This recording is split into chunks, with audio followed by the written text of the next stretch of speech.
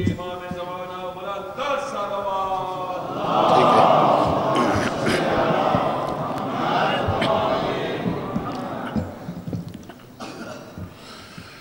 لا حول ولا قوة إلا بالله العلي العظيم. بسم الله الرحمن الرحيم. الحمد لله الملك الحق المبين وهو رب الشهداء والصديقين، والصلاة والسلام على حبيب إله العالمين سيد المرسلين وخاتم النبيين ورحمة للعالمين وشفيع المذنبين والمخاطب بطه وياسين أبي القاسم محمد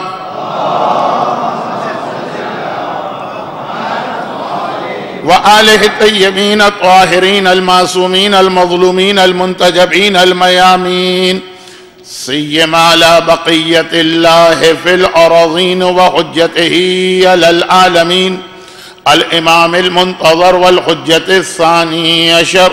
اللهم أجل فرجه وقرب زمانه وكثر أنصاره وأحلك أعداءه ولعنة الله على أعدائهم أجمعين.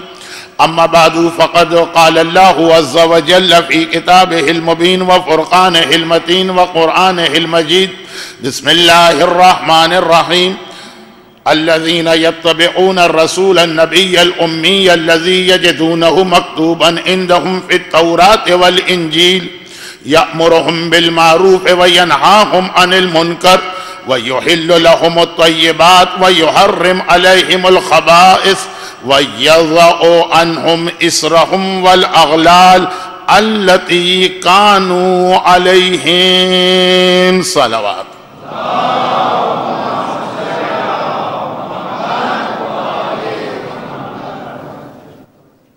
1435 ہجری کے اس عشرہ فاطمیہ میں پہلی گفتگو ولادت کی رات تھی، یہی شب جمعہ. آج ہماری 8ویں تقریر ہو گئی ہے تو یہی شب جمعہ. اس سے پہلے والی گزشتہ پہلی تقریر تھی اور اس کے اندر ایک لفظ میں نے نامکمل چھوڑ دیا تھا. لفظ تو مکمل کیا تھا، ایک نکتہ، اور یہ گزارش کی تھی کہ اس کی تفصیل بعد میں آئے گی. اور یہ گزشتہ 2-3 دنوں میں شہزادی کونین کی سیرت کے حوالے سے جہاں پہ بات پہنچی وہ نامکمل نکتے کو اس سے ربط دینا تھا، اس لیے 8 دن انتظار کیا گیا.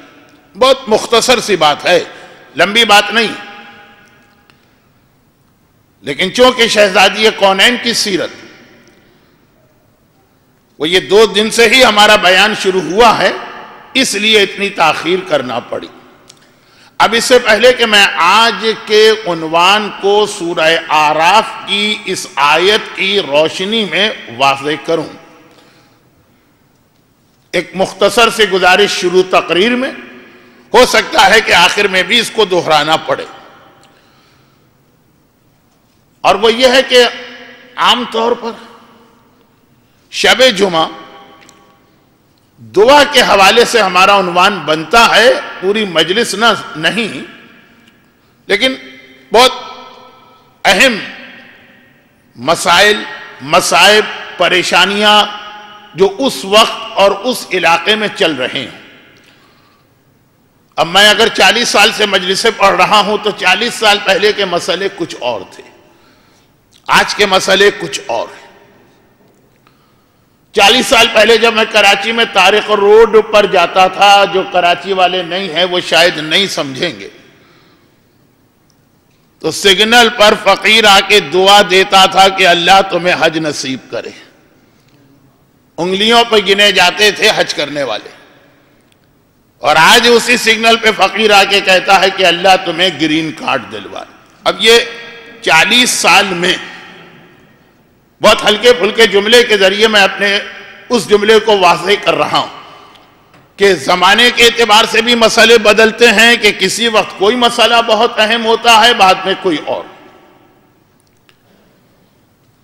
اور جگہ کے اعتبار سے اب جو کل جو بہت اہم ایک فقہی فارمولہ آپ کے سامنے آیا جسے علمی زبان میں کہا جائے گا فقہی اصول، تو اس میں بھی یہی بات بیان کی جا رہی تھی، لیکن آج میں دعا کے حوالے سے موضوع کی تفصیل میں گئے بغیر تو ایک ہی وقت میں بھی ہو سکتا ہے کہ ایک علاقے کے اندر مسئلہ کچھ اور ہو، وہاں پہ کسی اور قسم کی دعا کی ضرورت، اور اسی دور اسی زمانے میں دوسرے علاقے میں کچھ اور۔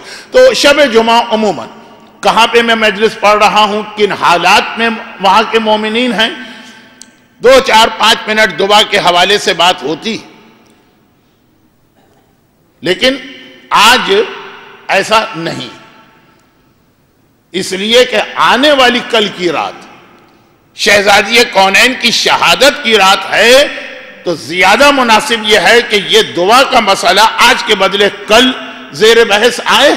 اور بس یہی مختصر سی گزارش مجھے کرنا تھی، کیونکہ بعض لوگوں سے میرا وعدہ تھا کہ جی آج شب جمعہ دعا کے عنوان پہ تھوڑی بات ہوگی تو آپ کے مسئلے کو بھی میں اس میں ڈسکس کر دوں گا، تو میں نے ابھی شروع میں ہی وضاحت کر دی۔ کبھی کبھار تقریر کے آخر میں بات اتنی پھیل جاتی ہے کہ یہ اس قسم کے اعلانات کا بھی وقت نہیں ہوتا، تو یہ تو دعا کے مسئلے کو تو اس وعدے کی وجہ سے مجھے کہنا پڑا، لیکن دوسرا وعدہ جو ابھی آج، اچھا یہ جو دوسرا وعدہ ہے یہ ہے تو بہت لمبی بات، یعنی سورہ اعراف کی جس آیت کو میں نے آپ کے سامنے تلاوت کیا اس پہ پورا اشرہ ہوتا ہے، اشرہ بھی کم ہے، لیکن بہت ہی مختصر اس میں صرف ایک جملہ کہنا۔ آیت کا ترجمہ یہ ہے، اللہ ان لوگوں کی نشانیاں بتا رہا ہے جو کامیاب ہیں دنیا اور آخرت ان کے لیے، کہ یہ لوگ اس رسول کی پیروی کرتے ہیں کہ یتبعون الرسول النبی الامی، رسول بھی ہے، نبی بھی ہے، امی بھی ہے۔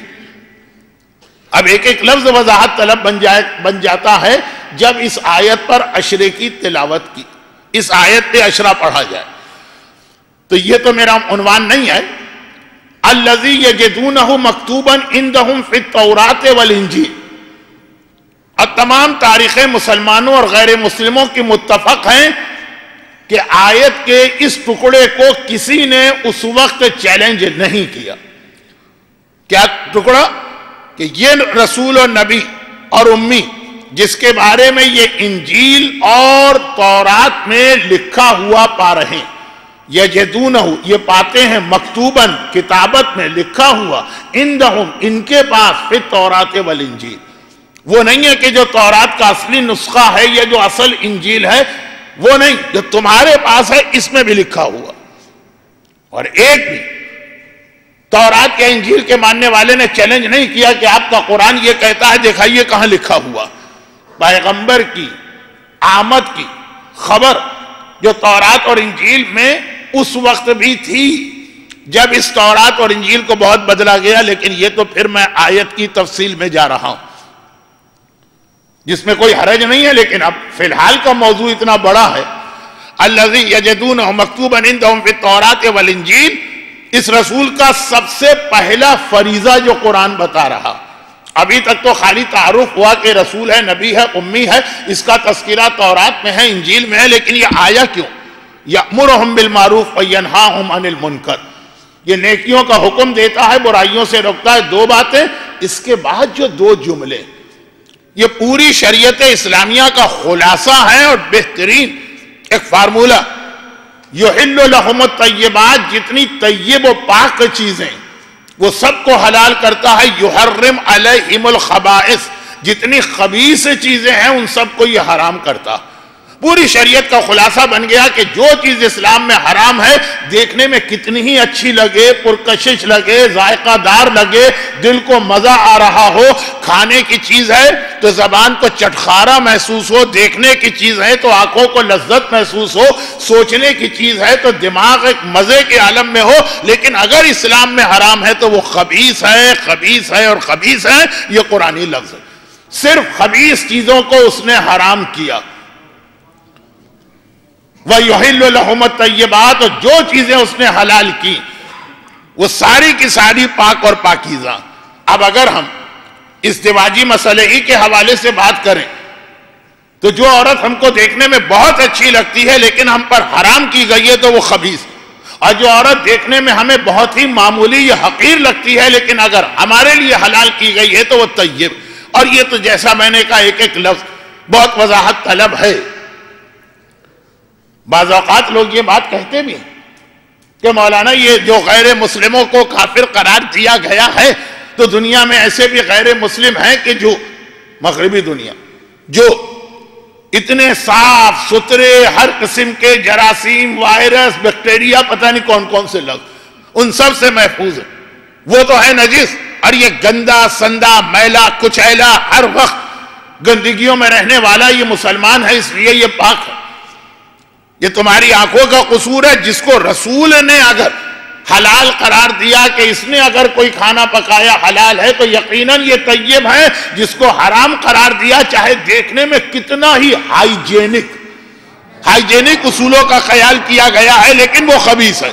یحرم علیہم الخبائث، تو پوری شریعت کا خلاصہ، اور اتنا ایک اہم موضوع آج کل کے اعتبار سے کہ میں صرف ترجمے میں ہی بہت زیادہ پھسل رہا ہوں تو واپس آتا ہوں۔ اب یہ تو ہوئی بات کھانے پینے کی، کیونکہ اعتراض یہاں پہ ہوتا، زبان کا چٹخارا چاہیے ہے، اس اعتبار سے لوگ کہتے ہیں کہ سب انسان ہیں تو سب پاک، لیکن جویر و زلفا کے واقعے کا جو جملہ تھا وہ بھی اس کے اندر آتا۔ حجاب کرنے والی لڑکیاں معاشرے میں زیادہ مقبول نہیں، اچھے رشتے نہیں آئیں گے، والدین مجبوراً کمپرومائز کر کے ان کی شادیاں کرتے ہیں۔ پتہ ہے کہ ہماری لڑکی جو اس کے اندر صلاحیتیں ہیں، جو اس کی سیرت ہے، جو اس کے گن ہیں، اس کے اعتبار سے بہترین رشتہ آنا چاہیے، لیکن یہ بہترین رشتہ ڈاکٹر کا، انجینئر کا، چارٹرڈ اکاؤنٹنٹ کا ہے، اس کو ایک ننگی دھڑنگی لڑکی چاہیے، بال کٹی لڑکی چاہیے، ٹک ٹک کر کے آواز دینے والی سینڈل پہنے ایسی لڑکی چاہیے، دیکھنے میں بہت اچھی لگ رہی ہے لیکن خبائث اور طیب۔ قرآن ایک تعریف کر رہا، میں نے کہا یہ جملہ بھی بہت لمبا ہو سکتا ہے لیکن یہ میں یہاں پہ اس لیے روک رہا ہوں کہ پھر آج کا موضوع، اور اب تو ہمارے پاس تقاریر بہت کم رہ گئی، آج کے بعد 2 مجلسیں اور ایک دوپہر کی مجلس بھی ملا لیجئے، لیکن شہزادی کے فضائل بھی تو ابھی بیان کرنا ہے، تو میں یہاں پہ پیغمبر کی یہ خصوصیت جو قرآن نے بتائی کہ کبھی یہ فیصلہ نہ کرو کہ یہ اچھی چیز ہے یہ بری چیز ہے، اب دیکھو شریعت کیا کہتی ہے، پہلے شریعت کو دیکھو، کس کو شریعت نے حرام کیا ہے اس کو خود بخود بری کی لسٹ میں لکھ لو، جس کو شریعت نے حلال کیا ہے اس کو خود بخود اچھی کی لسٹ میں لکھ لو۔ یحل لہم الطیبات ویحرم علیہم الخبائث، اس کے بعد وَيَضَعُ عَنْهُمْ إِصْرَهُمْ وَالْأَغْلَالِ الَّتِي كَانُوا عَلَيْهِمْ، یہ اسلام کی شریعت کی ایک اور خصوصیت ہے جس کے حوالے سے آج ایک چھوٹی سی بات عرض کرنا ہے۔ یہ چھوٹی بات میں بار بار کہہ رہا ہوں، خود بہت بڑی ہے لیکن وقت کو دیکھتے ہوئے، اور یہ رسول کی ایک خاصیت۔ اچھا آپ دیکھیے، یہ تو قرآن کی آیت ہے، کیا مطلب اس جملے کا کہ جب روایت پڑھی جاتی ہے تو بہت سے لوگ اس طرح سے منہ بناتے ہیں، جو کچھ کہہ بھی نہ پائے تو اس طرح سے منہ بناتے ہیں جیسے حدیث اور روایت تو نعوذ باللہ کوئی حیثیت ہی نہیں رکھتی، اس سے زیادہ تو اخبار اور ٹیلی ویژن کی خبر معتبر قرار پاتی۔ بھئی حدیثیں تو صحیح بھی ہیں، غلط بھی ہیں، جھوٹی بھی ہیں، سچی بھی ہیں، تو ان کا کیا بھروسہ۔ یہی فارمولہ لے کر آج زمانے کے امام کی مخالفت کی جا رہی ہے نا، کہ مسلمانوں کو اس عقیدے نے پریشانی میں ڈال دیا ہے، جھوٹے امام بھی آتے رہتے ہیں مسلمانوں کے پاس، چونکہ آخری امام کا عقیدہ ہے تو وہ کنفیوز رہتے ہیں، اس سے بہتر یہ عقیدہ ہی چھوڑو۔ اور یہ بات آگے بڑھائی جائے گی کہ سچے بھی رسول ہیں، جھوٹے بھی رسول ہیں، کون اس چکر میں پڑے سچا جھوٹا کون ہے، چھوڑو رسالت کو۔ لیکن جو اس پر عقیدہ نہیں رکھتے ہیں، کیسے چھوڑو رسالت کو، نجات اسی میں ملے گی جب حدیث کی بات آتی ہے ان کا اسٹائل یہی ہوتا۔ لیکن قرآن ابھی تک تو کم از کم اس کو کوئی چیلنج نہیں کر رہا، ایک وقت آئے گا کہ قرآن پر بھی یہی بات کی جائے گی، اور بہت قریب یہ وقت آ رہا۔ میں بہت احتیاط سے بات کر رہا ہوں، اس لیے کھل کے یہ جملے کو واضح نہیں کر رہا، بس اتنا آپ سے گزارش کرتا ہوں کہ آپ کے بچے تو بیچارے نادان نہ سمجھ، قرآن کہتا ہے کہ اللہ نے من بطون امہاتکم لا تعلمون شیئا، اس حالت میں تمہیں ماں کے پیٹ سے نکالا کہ تم کوئی چیز نہیں جانتے تھے، جاہل مطلق تھے. انسان جاہل پیدا ہوتا ہے سوائے اس کے کہ کوئی معصوم یا نوری انسان ہو، لیکن اب ان کو کچھ نہیں پتا. اور آج کی دنیا ایسی ہے کہ والدین اور اولاد کا رشتہ کٹ گیا.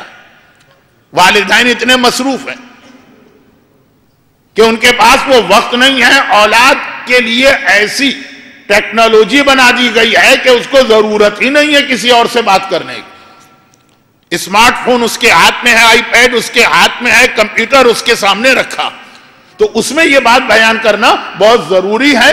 الحمدللہ آپ پھر بھی شارجہ میں ایک اسلامی اور دینی ماحول، لیکن جو چیز میں دیکھ رہا ہوں، ایک جملے کی باتیں آج ہی آگے بڑھ رہی ہیں، وقت کم ہے، باتیں بہت اہم ہیں. تو صرف ایک ہی جملے کی بات کہ آپ الحمدللہ ایک اسلامی ماحول میں ہیں، تو شاید ابھی اس مسئلے کی سنگینی کا آپ کو اندازہ نہ ہو، پھر بھی ایک لفظ میرا ایسا آئے گا کہ آپ سمجھ جائیں. لیکن کیا آپ میں سے مور دین 50% وہ نہیں کہ جنہیں اپنی اولاد کو یہاں سے کسی غیر مسلم ملک میں بھیجنا، ان کی ساری توجہ، ان کی ساری تگدو، ان کی ساری کوششیں یہی ایک ہدف، ہمارا کیا ہے زندگی گزر گئی، اس کو کہاں بھیجیں. اب میں بہت زیادہ کھل کے باتیں نہیں کرنا چاہتا، ورنہ بات سے بات نکلے گی، موضوع کہیں کا کہیں پہنچ جائے گی. تو وہاں جا کے تو واقعاً یہ مسئلہ بہت بڑا بنے گا، جس کو اگر ابھی آپ نے نہ سمجھا، اور جب میں مسئلے کو سمجھاؤں گا تو آپ کہیں گے یہ کوئی مسئلہ ہی نہیں. یعنی اتنا زیادہ لاپرواہی کا مظاہرہ کیا جائے گا. انٹرنیٹ پر جعلی قرآن موجود ہے، اور جو ہمارے بچوں کا طریقہ ہوتا ہے کہ کوئی چیز بھی اگر ان کو انٹرنیٹ پہ ڈھونڈنا ہو تو گوگل کے سرچ انجن میں جا کے خالی قرآن وہ ٹائپ کریں، وہ سارے ویب سائٹس آ جائیں گی. اب ان کو اس میں کیا پتا چلے گا کہ اصلی کون سا ہے اور جعلی کون سا؟ وہ تو جو گوگل نے کھول کے رکھ دیا ان کے سامنے، جو آج کا خدا بھی ہے، جو آج کا نبی بھی ہے، جو آج کا رسول بھی ہے. تو میں یہ عرض کر رہا ہوں کہ ہے، اور جب وہ اس کو کھول کے کہیں پڑھیں گے کوئی اس کا سورہ یا اس کا ترجمہ، تو وہ جعلی قرآن کیوں بنایا گیا؟ ایسی ہی باتیں اس میں شامل کی گئی نا جو اس قرآن سے ٹکرا رہی. جیسے یہ تو ابھی خالی انٹرنیٹ کی ایک ویب سائٹ، میرا اندازہ ہے کہ آپ گوگل میں قرآن ٹائپ کریں تو 8-10 ہزار لنک آپ کے سامنے آئیں گے، 8-10 ہزار، اس سے بھی زیادہ. اس میں یہ صرف ایک ہے، لیکن نہج البلاغہ تو جعلی بن گئی، چھپ بھی گئی. کتنی بہترین انگریزی ترجمے کے ساتھ، اب بہترین کتابت و طباعت، اور وہ ہمارے بچے خرید رہے ہیں. یہاں کی بات نہیں کر رہا ہوں، آپ ایک اسلامی ماحول میں بات وہاں کی کر رہا ہوں. اور اس کے اندر جو خرابیاں پیدا کی گئی، یہ ساری ہماری آنکھوں کے سامنے کی بات ہے، ہمارے بچوں کے ہاتھ میں ہے. یہ پچھلے سال میں نے دبئی کے عشرے میں واقعات پڑھے تھے کہ کتنی بچے ہمارے بحث کرتے ہیں نہج البلاغہ لا کر، مولانا اس کتاب پہ تو بھروسہ یقین ہے، بالکل ہے، اس میں یہ لکھا، اس میں یہ لکھا، اس میں یہ لکھا، آپ یہ کہتے، آپ یہ کہتے، آپ یہ کہتے. آپ سے مراد میں نہیں، میں تو طالب علم. آپ سے مراد آغا سیستانی، آپ سے مراد آغا محسن حکیم، آپ سے مراد مثلا شیخ مفید، آپ سے مراد ہمارے تمام مجتہد. یہ ہے اس وقت فتنہ ہے نہج البلاغہ کی محبوبیت. لیکن ایک بچہ کیا چیک کر سکتا ہے؟ معذرت کے ساتھ بچے کو چھوڑیں، آپ کے لیے بھی مشکل ہے، سوائے اس کے کہ آپ کے پاس اسلام کی پہلے سے معلومات ہو تو آپ کے کان کھڑے ہو جائیں گے کہ یہ جو خطبہ ہے یہ مولا کا لگتا نہیں. بچے کے پاس تو یہ معلومات بھی نہیں ہے. تو یہ جو خطرات ہیں جو روز بروز بڑھتے چلے جا رہے ہیں، جس کے اندر میں نے کہا آخر میں قرآن کی بات آئی. قرآن، ڈریں اس دن سے کہ جہاں 2 قرآن ہو جائیں گے آپ کے گھر میں، ایک قرآن ہوگا جو آپ پڑھیں گے، ایک قرآن ہوگا جو بچہ پڑھے گا، اور اس میں کنٹراڈکشن. لیکن فی الحال یہ تو ایک خطرہ تھا، میں نے ایک وارننگ آپ کو دے دی. اصل تو جملہ کچھ اور تھا کہ حدیث پر ابھی اعتراض ہے، لیکن الحمدللہ ابھی تک قرآن کی بات آ جائے لوگ خاموش ہو جاتے ہیں. تو یہ آیت قرآن کی جس میں اللہ کے رسول اور شریعت کی ایک اور خصوصیت بتائی گئی، بلکہ یہ آخری خصوصیت بتائی گئی. الذین یتبعون الرسول النبی الامی الذی یجدونہ مکتوبا عندہم فی التوراۃ والانجیل. پیغمبر کا انٹروڈکشن، تعارف، اور پھر پیغمبر کی ڈیوٹیز اور پیغمبر کے احسانات. یأمرہم بالمعروف وینہاہم عن المنکر ویحل لہم الطیبات ویحرم علیہم الخبائث ویضع عنہم. اور یہ رسول کا کام. اب یہ وہ آیت ہے قرآن کی آیت. یہ تو غلط نہیں. ہم اور آپ جو سمجھتے ہیں رسالت کے بارے میں وہ بالکل الٹا نظریہ, اور قرآن کچھ اور کہہ رہا. یضع عنہم کہا یہ رسول اتارتا ہے, ہٹاتا ہے, بوجھ ہلکا کرتا ہے. کیا چیز؟ اسرہم والاغلال, ایسا بوجھ, ایسا وزن اور ایسی ہتکڑی بیڑی. شب جمعہ سورہ واقعہ کی تلاوت کریں, جہنم والے ہتکڑیوں میں گرفتار ہوں گے. لفظ اغلال ہے وہاں, ہتکڑی بیڑی, زنجیریں. التی کانوا علیہم کہا وہ زنجیریں اور بوجھ جو تم نے خود سے اپنے آپ پہ ڈال لیا, خود سے اپنے آپ کو گرفتار کر لیا, خود اپنے آپ کو زحمت میں ڈالا ہے. رسول کا کام یہ ہے کہ تمہاری زحمت کو ختم کرتا ہے, تمہارے لیے نرمی اور سہولت لے کے آتا ہے. تو شریعت کی خصوصیت قرآن نے یہ بتائی. میں نے کہا نا کہ یہ تو قرآن کی آیت ہے, ابھی تو آپ چیلنج نہیں کر رہے ہیں, نہ کریں گے آپ تو انشاءاللہ کبھی کریں گے بھی نہیں. کہ خاصیت یہ بتائی کہ شریعت کو مانو گے تو زندگی آسان بنے گی. اور ہمارے یہاں ہر آدمی کی زبان پہ یہ آتا ہے کہ بھئی یہ مسئلے مسائل میں پڑ گئے تو زندگی بڑی مشکل ہو جائے گی. زندگی آسان ہے جب تک کہ یہ چیزیں حلال حرام واجب ان چکروں میں نہ پڑو. یہ عام طور پہ یہ کہا جاتا ہے کہ بھئی یہ مولوی حضرات جو ہے نا بہت مشکل بنا دیتے ہیں زندگی کو. لیکن جس حوالے سے کہتے ہیں مولوی حضرات پہ اعتراض ہے شریعت کے مسائل کی وجہ سے. اور قرآن کہتا ہے شریعت کا کام یہ نہیں ہے کہ زندگی کو مشکل بنا, شریعت کا کام ہے یضع عنہم, اس سواد کے ساتھ ہے. اس کا مطلب ہے بوجھ, وزن. ایک وزن تم نے اٹھایا ہوا. میں اکثر یہاں پہ ایک جملہ کہہ دیتا ہوں بہت ہی بھونڈا سا, اور وہ یہ ہے کہ ڈاکٹر مجھے دیکھتا کہتا مولانا 25 کلو کا ایک سوٹ کیس آپ نے اپنے سر پہ بلا وجہ رکھا ہوا ہے. اگر ایک 25 کلو کا سوٹ کیس کسی کو دیا جائے گا 24 گھنٹے اسے اپنے سر پہ رکھ کے گھومو, جو کام بھی کرو, یہ 25 کلو کا وزن تمہارے سر کے اوپر ہونا چاہیے. نماز پڑھو, کہ کھانا کھاؤ, کہ بازار میں جاؤ, کہ جاب پہ جاؤ, کہ باتھ روم میں جاؤ, کہ بستر پہ جاؤ, ہر وقت 25 کلو کا ایک وزن آپ کی گردن کے ساتھ باندھ دیا گیا. زندگی مصیبت ہو جائے گی کہ آپ اوور ویٹ ہیں, 25 کلو آپ کو کم کرنا. اور یہ ایسا ہی ہے کہ جیسے آپ نے خود اپنے آپ پہ 25 کلو کا ایک وزن رکھا ہوا. تو یہ تو حقیقی جملہ ہے جو ڈاکٹر کہتے ہیں, لیکن مثال بھونڈی. لیکن قرآن کہتا ہے کہ یہی حالت رسول کے آنے سے پہلے تھی. اپنے آپ کو بلا وجہ ایک مصیبت میں لوگوں نے ڈال دیا, رسول نے اس کو آسان کیا. اب یہی وہ جملے ہیں جس پر میں نے کہا کہ پورا عشرہ ہو سکتا. اب مثالوں پہ مثالیں دی جائیں. یہ حجاب زندگی کو مشکل نہیں کرتا ہے, زندگی کو آسان کرتا. جہاں حجاب والا ماحول ہو وہاں آپ کی بیٹی گھر سے باہر نکلے گی, صحیح ماحول, تو آپ کو فکر نہیں ہوگی کہ وہ واپس آئے گی کہ کہیں قتل نہ کر دی جائے, کسی درندے کے ہتھے نہ چڑھ جائے. بہت ساری باتیں ایسی ہیں کہ میں اپنے ٹریک سے ہٹ جاؤں. لیکن جسے ہم مشکل بھی سمجھ رہے ہیں, قرآن نے کہی مشکل, اسی میں ایک چیز, اوہ یہ 20 منٹ کہاں چلے گئے. اب میں گھڑی کی سوئی تو واپس نہیں لا سکتا, اپنی تقریر کو جلدی سے عنوان پر لاتا ہوں. اسی میں ایک چیز یہ کہ ایک ہفتے پہلے آج شب جمعہ کی مجلس, اس عشرے کی پہلی مجلس ولادت کا جشن. ایک جملہ میں نے کہا تھا کہ بیٹی اسلام کی نگاہ میں اتنی پیاری, بیٹی کو رحمت قرار دیا گیا, بیٹی کو باقیات الصالحات قرار دیا گیا, بیٹی سے امید رکھنے کو کہا گیا, بیٹی کا ثواب زیادہ بتایا گیا. پھر بھی لوگ بیٹیوں سے گھبراتے کیوں ہیں؟ تو جن کا جاہلیت کا مزاج ہے, جن کے پاس جھوٹی غیرت ہے. آج بھی ایسے لوگ ہیں, کم ہیں لیکن ہے, کہ اگر شادی کر دی بیٹی کی تو ایک تو وہ کہ جائیداد کا بٹوارا ہوگا, وہ مال کی محبت. ایک غیرت ہے کہ داماد کے سامنے منہ نیچی ہو جائے گی. آج بھی ایسے لوگ ہیں جو غیر مسلم جاہلیت کا ماحول کے بیٹی کے گھر جاتے ہیں شادی شدہ, اس کے یہاں پانی تک نہیں پیتے. کہ بیٹی کے گھر پانی پینا یا کھانا کھانا یہ باپ کی غیرت کے خلاف ہے. کون سی غیرت ہے؟ اسلام والی غیرت تو ہے نہیں. اسلام کی جو غیرت ہے اس کی کوئی پرواہ نہیں کرتا. وہ بیٹی بے حجاب گھر سے باہر نکلتی ہے, یہ اسلام کی غیرت, اس کی پرواہ نہیں.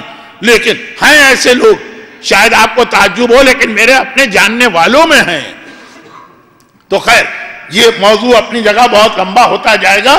تو بیٹی رحمت ہے، باقیات الصالحات ہے، ثواب ہے، امید ہے، سب کچھ صحیح. وہ جملے سمیت کے بہترین چیز. یہ دو مقام پہ شہزادی کا نام جو ہے وہ بار بار آیا. ایک یہ کہ جب کسی نے بیٹی ظل وجہہ مسودہ، قرآن کہتا ہے کہ جب کسی کو خبر دی جاتی ہے تمہارے گھر بیٹی ہوئی، اس کا چہرہ سیاہ پڑ جاتا. تو جب یہ ماحول کی بات ہے، امام ہمیشہ یہ فرماتے ہیں. چوتھے امام کے بارے میں تو یہ ایک مشہور ہے، یہ بھی میں بتا دوں ضمنی طور پر مشہور یہ کہ جب امام کے یہاں کسی بچے کی ولادت ہوتی ہے، اچھا جب یہ مرحلہ آتا ہے نا امام کے گھر میں، یہ موقع عورتوں کا ہے، تو امام مسجد میں تشریف لاتے ہیں. اب امام کے گھر اور مسجد میں فاصلہ ہی کیا. بہترین دعا شب جمعہ دعا کے حوالے سے میں بات کرتا ہوں تو انشاءاللہ آج کی شب جمعہ کا قرضہ کل ادا ہوگا. کل آنے والی رات جو کل شب شہادت ہے، یاد رکھیے گا. یہ 3 دن تاریخیں ہیں لیکن اس سال کے کیلنڈر کے اعتبار سے شب شہادت کل رات ہے اور پرسوں دوپہر کو شہادت کا دن، اور مجلس بھی اسی لیے پرسوں دوپہر کو ہے. لیکن جو بات بیان ہو رہی تھی دعا کہ بہترین دعا جو ہے وہ نماز ہے. یہ خود ایک بہترین دعا ہے. امام معصوم مسجد میں آ کے حالت نماز میں ہے، جس وقت گھر کے اندر یہ وضع حمل کا ڈیلیوری کا مرحلہ طے ہو رہا، جیسا کہ وہ مشہور روایت جو آپ اشراء سجادیہ میں علماء سے سنتے ہیں، جب امام کا بیٹا کنویں میں گر پڑا، اور جس بیٹے کا یہ واقعہ ہے ان کی ماں خود کتنی بلند رتبے والی ہیں، آقا حسین مجتبیٰ کی بڑی بیٹی ہیں، جن کو یہ کہہ کر چوتھے امام یہ رشتہ کیا تھا جو پنجاب میں وٹا سٹا کہلاتا ہے. ہمارے ہاں تو اس میں بڑی خرابیاں ہوتی، اہل بیت کے ہاں نہیں. بیٹی دی بھی بڑے بھائی کے گھر میں اور بڑے بھائی کے گھر سے بیٹی لی بھی، تو وہ بڑی بیٹی ہیں امام حسن کی، نام بھی ان کا اپنی دادی کے نام پر. وہ بے چین ہو گئی، بیٹا خطرے میں ہو تو ماں کو بے چین ہونا ہی. چوتھے امام نماز پڑھتے رہے. نماز کے بعد پھر کس طرح سے اس بچے کو نکالا میں واقعے کی تفصیل میں نہیں جاتا ہوں ٹائم بچانے کے لیے، اور یہ کہا کہ اگر میں اللہ کی جانب متوجہ نہ ہوتا تو اللہ میرے بیٹے کی جانب متوجہ نہ ہوتا. میں نے اس کی جانب توجہ کی تو اس نے میرے بیٹے کی حفاظت کی.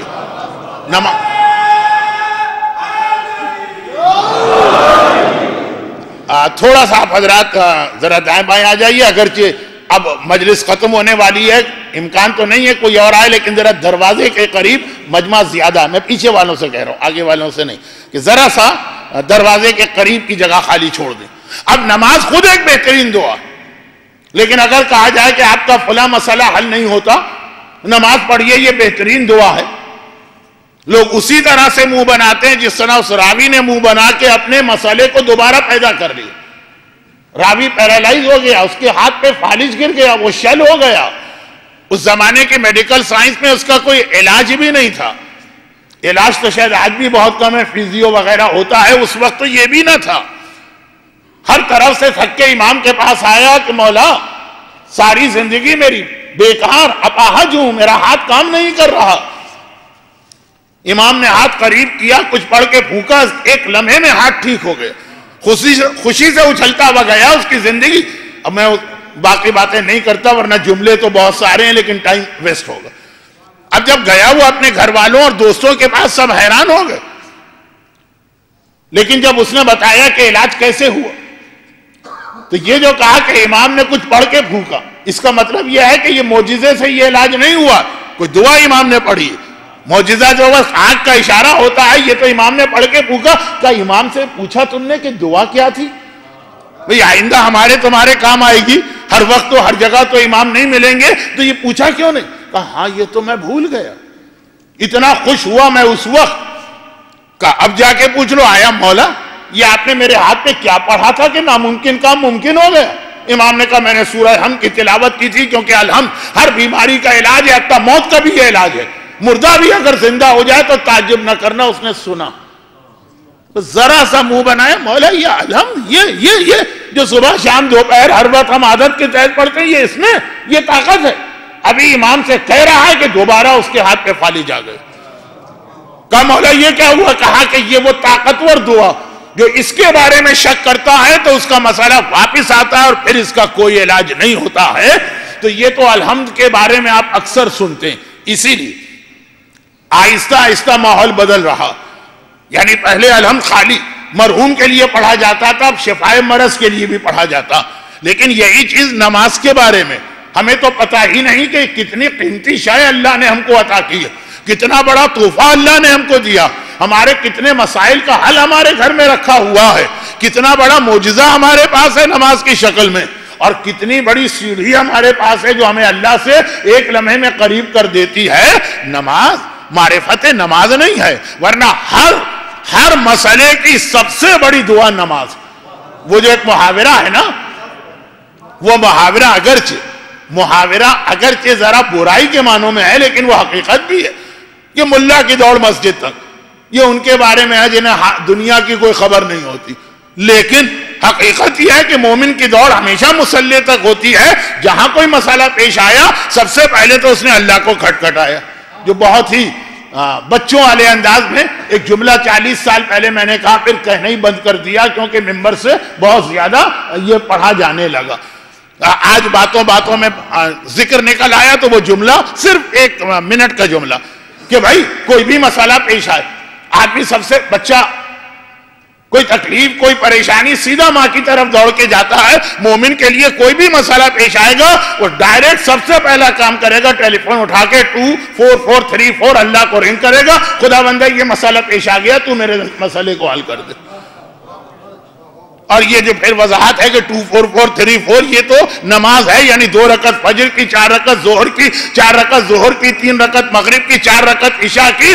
یہ نمازیں وہ نمبر ہیں کہ آپ نے یہ نمازیں پڑھی, گویا ڈائریکٹ آپ ہاٹ لائن پر اللہ سے کانٹیکٹ میں آ گئے. ہمیں معرفت ہی نہیں, ہمیں پتہ ہی نہیں کہ ہم کس عبادت. اچھا درود بھیج دیں محمد والے میں.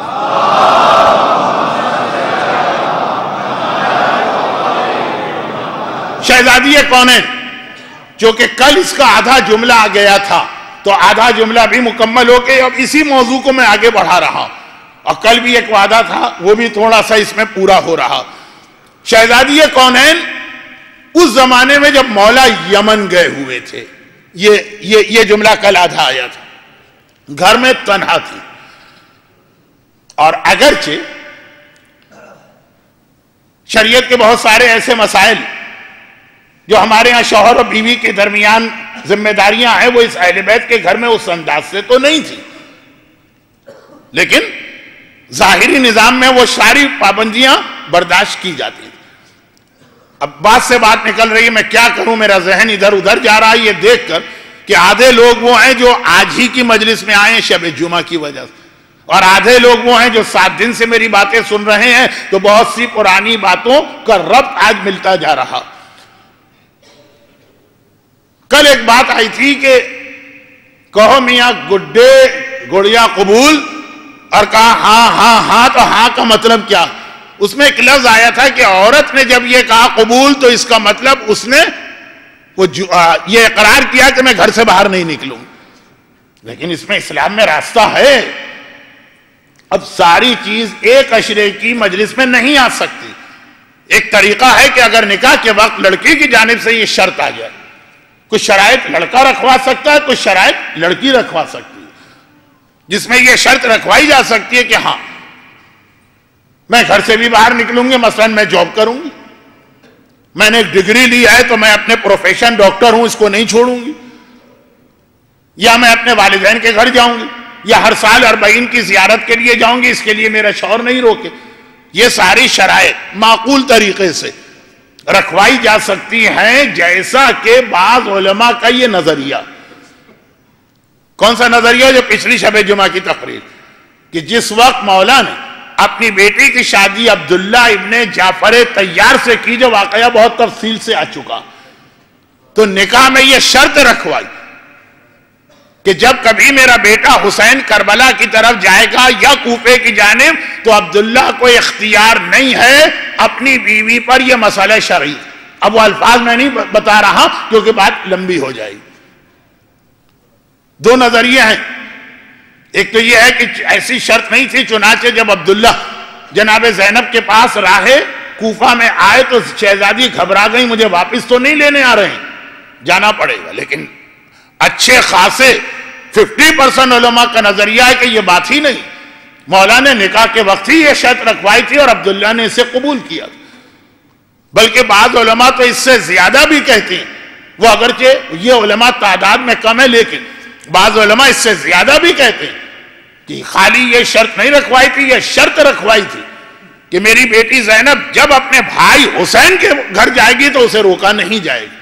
اب اہل بیت کے حوالے سے کچھ چیزیں اچھی نہیں لگتی لیکن یہ نظام سمجھا رہے ہیں کہ نکاح میں یہ شرطیں رکھوائی جا سکتی ہیں.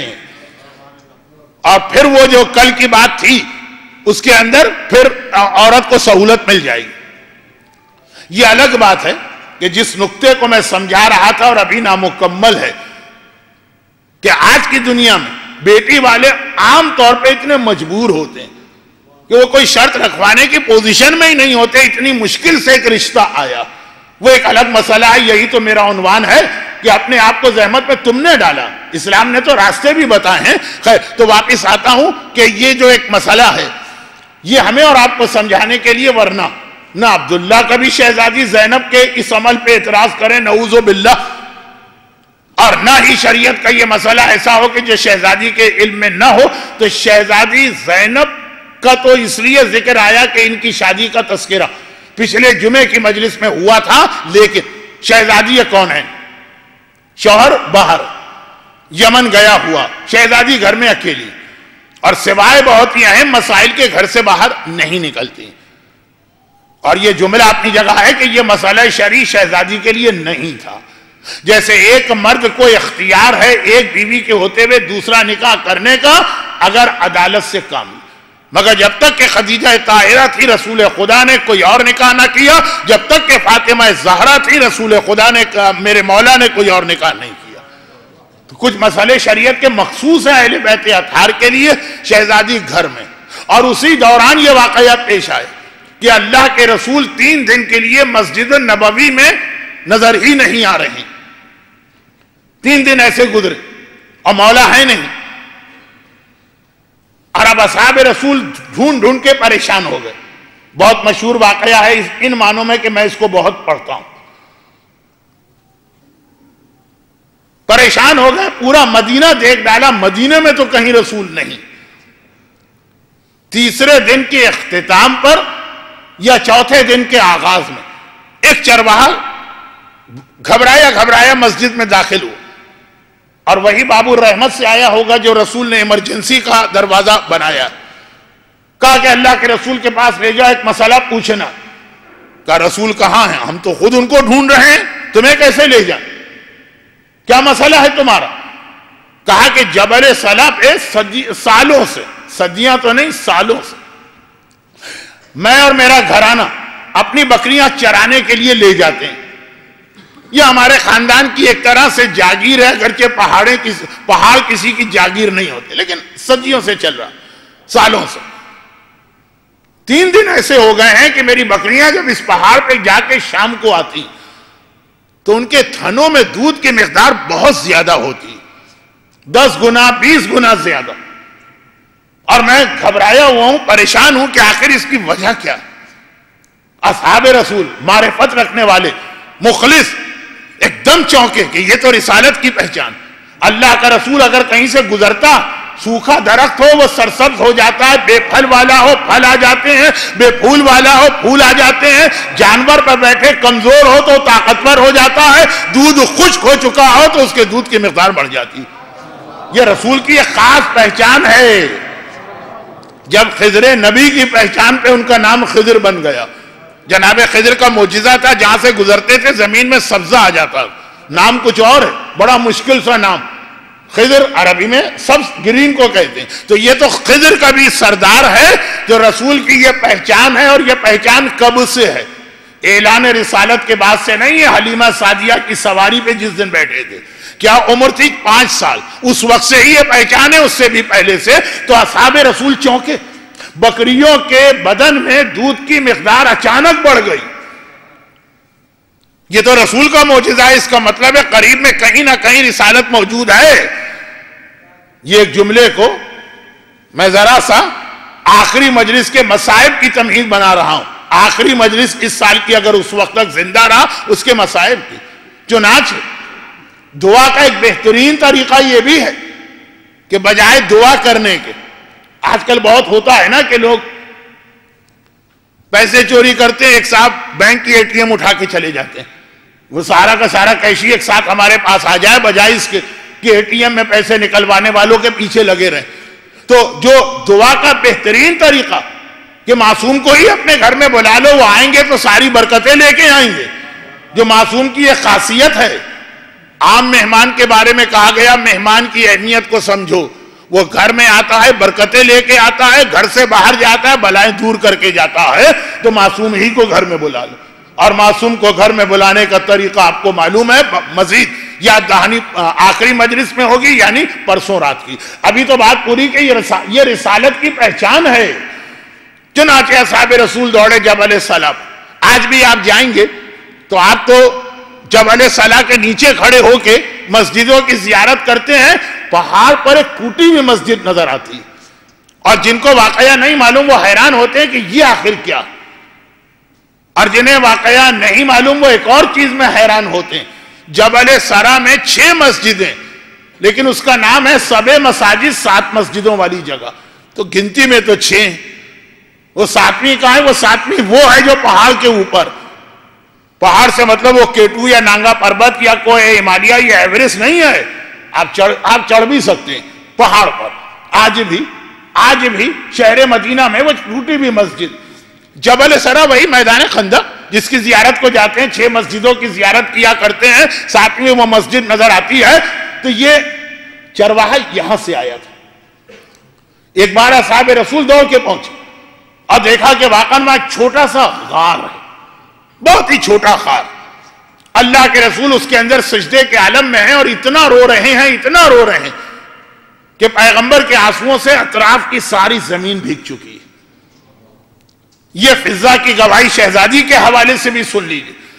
فضہ کہتی ہیں کہ روزانہ رات کو میری شہزادی اس کثرت کے ساتھ نمازیں پڑھا کرتی تھی ہر رات کو کہ فجر کی نماز کے بعد جب بستر کی جانب آتی تھی تو پیروں پہ ورم آ چکا ہے، سوجن آ چکی ہے، سویلنگ ہے نمازیں پڑھنے کی وجہ سے، اور پوری زندگی کی ہر رات. اور ایسی خاتون، ایسی باعظمت بیوی جن کا سارا دن بھی گھر والوں کی خدمت میں گزرا ہے اور ساری رات عبادت میں گزری، اور اتنا روتی تھی خوف خدا سے. شہزادی کے 2 قسم کے ماتم ہیں، ایک اپنے بابا اور بیٹے کے غم میں، اور ایک ہے خوف خدا. یہ واقعہ رسول اللہ کی زندگی کا ہے. خوف خدا سے اتنا روتی کہ شہزادی کے سارے کپڑے اتنا بھیگ جاتے ہیں فجر کے وقت کہ لگتا ہے کوئی آدمی بارش سے گھر میں آیا ہے. پورا مسلح گیلا ہوتا ہے، زمین گیلی ہو چکی ہوتی ہے جہاں پہ یہ آنسو. اور یہی دادی کی سیرت پوتے سجاد کے آنسوؤں میں بھی نظر آئی کہ اتنا روتے تھے کہ چھت کے پرنالے سے اس طرح سے آنسو گرا کرتے تھے جیسے بارش کا پانی. تو یہ خوف خدا. اب یعنی شہزادی کے لیے کیا خوف خدا؟ جنت ان کی میراث ہے. اب یہ چھوٹے چھوٹے جملے اس طرح بے ترتیب آ رہے ہیں کہ مجلس کا موضوع میرے قابو میں نہیں آ رہا، لیکن دل بھی نہیں چاہتا کہ یہ جملے چھوڑ دیے جائیں. روایت میں یہ کہ خمس اور فدق اور جنت یہ فاطمہ کے مہر میں قرار دیا گیا. یہ مہر ہے فاطمہ کا جنت، جسے چاہے وہ عطا کر دے. لیکن جیسا کہ میں نے پہلے بھی کہا تھا عادل خدا کی نمائندہ ہیں، اس طرح نہیں ملتی. یہ جنت ایک طریقہ ہے جو 2 دن مجلسوں میں آیا، 2 دن آ چکا. لیکن کہنے کا مقصد یہ ہے کہ جو جنت کی مالکہ ہے وہ خوف خدا سے اس حالت میں رو رہی ہے ساری عبادتیں کرنے کے بعد. یا ہم واجبات و حرام کا مذاق اڑا کے بھی سمجھتے ہیں کہ وہ ہماری ملکیت ہے اور ٹھیکیدار ہے اور وہاں پہ ہماری سیٹ بک ہے. شہزادی کونین کا رونا یہ ملا ہے بابا سے. سجاد کو دادی کی میراث، بیٹی کو باپ کی میراث. رسول اس وقت اتنا رو رہے ہیں کہ پیغمبر کے آنسوؤں سے زمین گیلی ہے. جبل صلا، پہاڑ کا گیلا ہونا خاصا مشکل ہوتا ہے. ابھی اصحاب رسول پہنچے، ہر ایک نے پیغمبر کو آواز دی، یا رسول اللہ، یا نبی اللہ، یا حبیب اللہ. پیغمبر کسی کی جانب متوجہ نہیں. اصحاب گھبرا گئے. چرواہا سے کہا کہ تمہارے مسئلے کا حل تو یہ ہے، مگر تمہارا مسئلہ ہم نے حل کیا تو ہمارے لیے ایک مسئلہ پیدا ہو گیا. پیغمبر ہمیں مل بھی گئے، کیسے پیغمبر کی توجہ اپنی جانب کریں؟ سلمان نے کہا ایک ہی طریقہ. اور سلمان سیدھا شہزادی کے حجرے میں آتے ہیں، شہزادی کو پیغام دیا اور شہزادی اس وقت باپ کی یہ حالت سن کے اس غار میں پہنچی، جبل صلا پر. ایک غار مکے میں ہے، غار حرا، جہاں رسول کے پاس خدیجہ طاہرہ آتی ہیں. ایک غار مدینے میں ہے جہاں رسول کے پاس خدیجہ کی بیٹی فاطمہ آ رہی ہیں اور ایک مرتبہ آواز دیتی ہیں. تمام اصحاب کی آواز، ایک طرف شہزادی کا ایک لفظ، ایک طرف پیغمبر نے روتے روتے چہرہ اٹھایا. شہزادی نے فرمایا بابا یہ آپ کی حالت کیا ہے، اتنا کیوں رو رہے ہیں؟ فرمایا کہ 3 دن پہلے جبرائیل میرے پاس حکم خدا لے کر آئے کہ میں اپنی امت کو یہ بتاؤں کہ اللہ نے جہنم کے 7 دروازے رکھے. سورہ ہود کی آیت لہا 7 ابواب وَلِكُلِّ بَابٍ مِّنْهَا جُزْءٌ مَقْسُومٌ، کہ جہنم کے 7 دروازے، ہر دروازے کے لیے ایک قوم کو اللہ نے رکھا. یہاں سے تم جاؤ گے، یہاں سے تم جاؤ گے، یہاں سے تم جاؤ گے. اب پھر باقی تفصیلات چھوڑیے کہ ایک یہود اور ایک عیسائی اور ایک ستارہ پرست اور ایک مجوسی اور ایک بیدی، 6 بتا کے جبرائیل خاموش ہوئے. میں نے کہا جبرائیل خدا کا حکم پورا کرو. 7واں کہا وہ آپ سے محبت کرنے والے اور آپ کے خاندان کے ماننے والوں کا دروازہ. وہاں سے وہ لوگ جائیں گے جو میں نے 3 دن پہلے کی مجلس میں عرض کیا کہ صاحبان ایمان جو جہنم میں جائیں گے وہ اصلی جہنم سے ذرا الگ ہوگی، وہ ذرا سی الگ ہوگی، وہ پوری وہ جہنم نہیں ہوگی. ایک 7واں دروازہ. شہزادی نے گھبرا کے کہا لیکن بابا کیا آپ نے خدا سے یہ پوچھا کہ آخر آپ کے چاہنے والے اور ماننے والے اور آپ کے خاندان سے محبت کرنے والے، آیہ مودت تو مکے میں نازل ہو چکی تھی، تو مودت کرنے والے آخر اس دروازے سے جہنم میں کیوں جائیں؟ نہیں، اس دروازے کے اندر کیا ہے اور کیوں جائیں؟ کہا کہ ہاں جبرائیل نے مجھے بتایا کہ اس دروازے میں آگ کی بنی ہوئی 70,000 وادیاں، پوری وادی آگ کی بنی ہوئی ہے، اور ہر وادی میں آگ کے بنے ہوئے 70,000 مکان. ہر مکان آگ سے بنا ہوا ہے، چھت ہو کے زمین ہو کے دیواریں، اور ہر مکان میں آگ کے بنے ہوئے 70,000 کنویں جو نیچے سے لے کے اوپر تک آگ سے بھرے ہوئے، اور ہر کنویں میں آگ کے بنے ہوئے 70,000 صندوق رکھے. شہزادی کونین راوی ہیں اس روایت کی، جو قرآن کی آیت کی تفسیر بھی. صدیقہ طاہرہ دشمنوں سے بھی یہ توقع نہیں کر سکتی کہ ان کی بات کو جھٹلائیں. تو جب کسی نے جھٹلایا یہ غم شہزادی کو ساری زندگی رہا. تو چاہنے والے اور ماننے والے اور کلمہ پڑھنے والے شہزادی کی بات پر یقین نہ کریں. بابا سے خود سنا کہ 70,000 صندوق ہیں، اور ہر صندوق کے اندر میری امت کے وہ گناہگار ہیں جنہیں 70,000 عذاب میں، ہر صندوق کے اندر 70,000 عذاب ہے. گریک مائتھالوجی میں پینڈورا کا باکس ہے جس کے اندر کتنی مصیبتیں اور پریشانیاں بھری ہوئی تھیں، لیکن وہ مائتھالوجی ہے جو جھوٹ ہوتی ہے. یہ فرمان سیدہ ہے اور قول رسول ہے اور ارشاد پروردگار ہے جو کبھی غلط نہیں ہو سکتا. کہا کہ ہر صندوق میں آگ کی وادی، آگ کا کمرہ، آگ کا کنواں، آگ کا صندوق، 70,000 عذاب، جس میں سانپ بھی ہیں، جس میں بچھو بھی ہیں، جس کے اندر آگ بھی. اور یہ وہ جگہ ہے جہاں ہمارے اور تمہارے چاہنے اور ماننے والے رکھے جائیں گے. اور اس کے لیے ایک لفظ میں نے آج بھی کہا اور 2 دن پہلے بھی کہا کہ یہ اصلی جہنم نہیں ہے، یہ بہت چھوٹے پیمانے کی جہنم ہے. اس کی یہ حالت ہے تو اصلی جہنم کی کیا حالت ہے؟ فرعون سے پوچھو، نمرود سے پوچھو، شداد سے پوچھو، اور یزید سے پوچھو، اور سیدہ سے لے کر ان کی اولاد پہ ظلم کرنے والوں سے. اصلی تو وہ ہے یہ تو اس کے مقابلے میں کچھ نہیں ہے. کچھ نہیں جو ہے وہ اتنی بڑی جہنم ہے. شہزادی ماننے والوں کی حالت سنی, غش کھا کے گر پڑی. یہ جملہ غش کھا کے گر پڑی.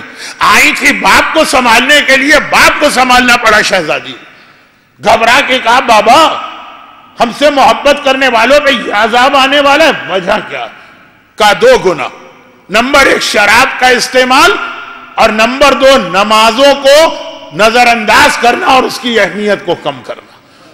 شہزادی کہہ رہی ہے میں نے اپنے بابا سے یہ سنا. تو بابا پھر 3 دن آپ سجدے کے عالم میں روتے کیوں رہے؟ کہا کہ جب یہ عذاب جبرائیل نے بتایا میں نے خدا سے کہا خدا بندہ میں اپنی پیشانی کو اس وقت تک نہیں اٹھاؤں گا جب تک کہ تو ان گناہگاروں کے لیے مجھے حق شفاعت نہ دے. 3 دن سے میں یہ دعا کر رہا تھا. جیسے ہی تم اس غار میں آئیں پروردگار نے میری دعا قبول کی, اس لیے میں نے اپنے چہرے کو اٹھایا. تو کئی باتیں جمع ہو گئیں. شہزادی کے قدموں کی برکت یہ ہے کہ اللہ کے رسول کی دعا بھی جو 3 دن سے پینڈنگ میں پڑی ہے, ادھر شہزادی آتی ہے, رسول خدا کی دعا قبول ہوتی ہے, تو ہماری دعاؤں کے لیے کیا مسئلہ ہوگا. اور یہ جملہ کل کی شب شہادت میں دعا کے عنوان سے ملے گا. مگر یہ رسول کا حق شفاعت تو رسول کے نور کی پیدائش کے وقت ہے. ہمارے اور آپ کے سامنے طریقہ اس انداز سے عظمت سیدہ بتایا, رسول کو حق شفاعت دیا گیا. ان گناہگاروں کو بھی رسول معاف کرا سکتے ہیں, لیکن اللہ کا رسول خدا کے ہر حکم میں دخل نہیں دیتا. چنانچہ ایک عام سا عذاب یہی بتایا گیا.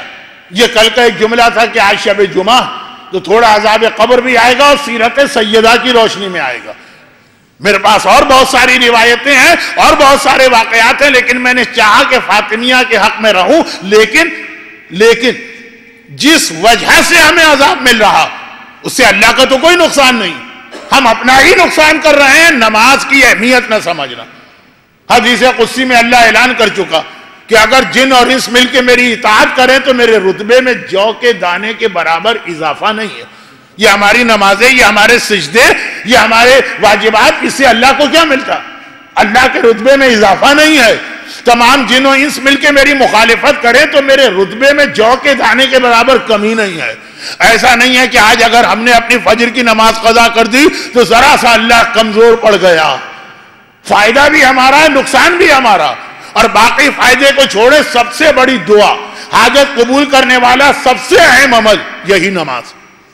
یہ الگ بات کہ آپ اپنی ہر حاجت نماز میں پوری کروا سکتے ہیں, ہر حاجت نماز میں پوری لیکن خود نماز کو کیسے پورا کریں جب تک کہ محمد و آل محمد پہ درود نہ بھیجا جائے.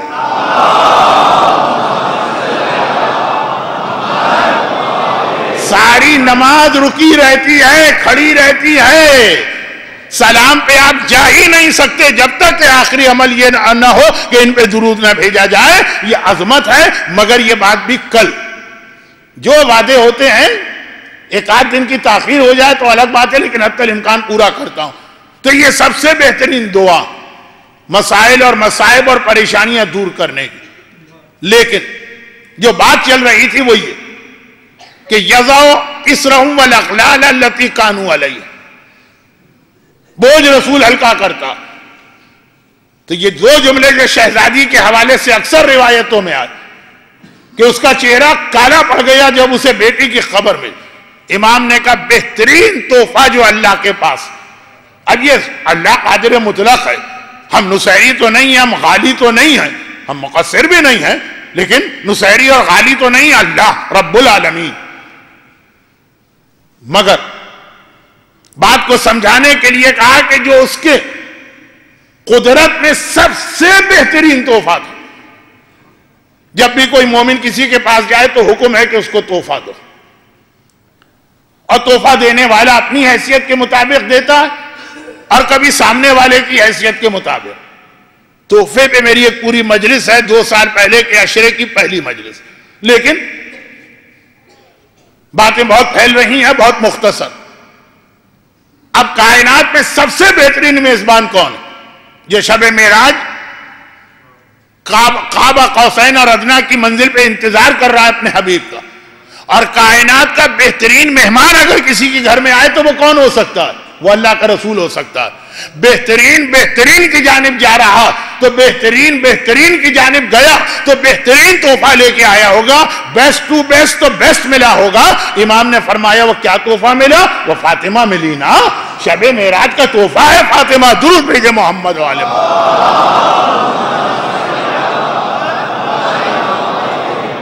اسی لیے اللہ کا رسول اکثر فاطمہ کو اپنے پاس بٹھا کے بدن کو سونگا کرتے، انی اشم عندک رائحۃ طیبہ۔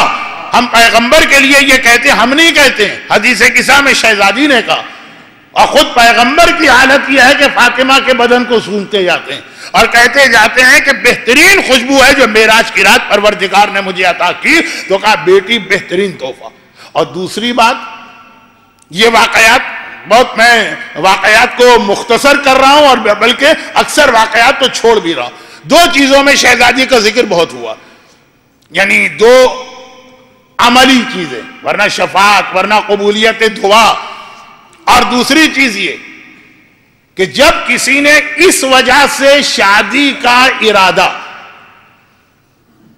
منسوخ کر دیا، نہیں کیا، یا یہ الٹا ارادہ کیا، مرد تو مرد، مدینے میں عورتیں بھی تھیں، ہمیں نہیں شادی کرنا، تو امام بلاتے ہیں۔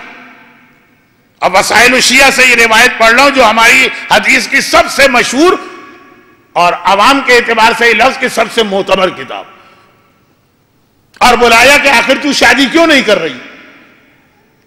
کہا فرزند رسول مجھے عبادت خدا کا انتہائی شوق، دل چاہتا ہے کہ 24 گھنٹے میں مصلی پر بیٹھی رہوں، شادی ہوگی تو پھر شوہر ہے، پھر گھر والے ہیں، پھر بچے ہیں، پھر بچوں کی تربیت ہے۔